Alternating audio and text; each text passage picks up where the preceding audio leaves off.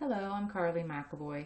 I want to talk to you about factoring a difference of squares today, and it's not a very difficult or lengthy discussion. A difference of squares is something like a squared minus b squared, and the factored form of that is a plus b times a minus b. But in fact, you could have a minus b, a plus b. The order of the plus and the minus is not important. It's called a difference of squares because there's a subtraction in between these two terms. That makes it a difference. Squares because this is a perfect square and this is a perfect square. What we do is we take the square root of the first term, and that goes into those first two places, and we take the square root of the second term, and that goes into the second two places, and we have one plus and one minus, and again, it doesn't matter which one you put first. But notice that b squared minus 25 is also a difference of squares. B squared, I can take the square root of that and get b. I can take the square root of 25 and get 5. So I'm going to take the square root of b squared and I'm going to get b, and that goes in the first two places.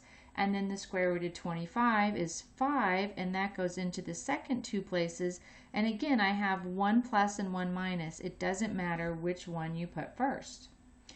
What about this one? Is this a perfect square? Well, 9, the square root of 9 is 3.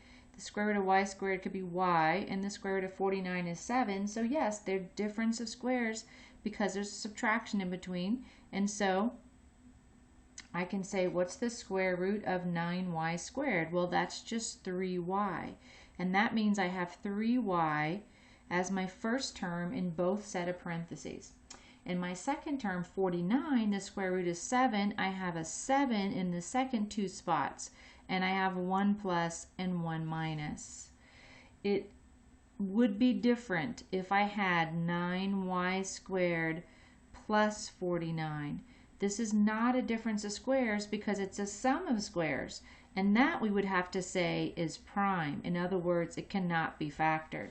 So we can't factor a sum of squares, but we can factor a difference of squares. What about 4x squared minus 1? Well, 1 is a perfect square. So if ever we have 1, we always know we have a perfect square. It's also a perfect cube and everything else because 1 times 1 times 1 times 1 is still 1, right?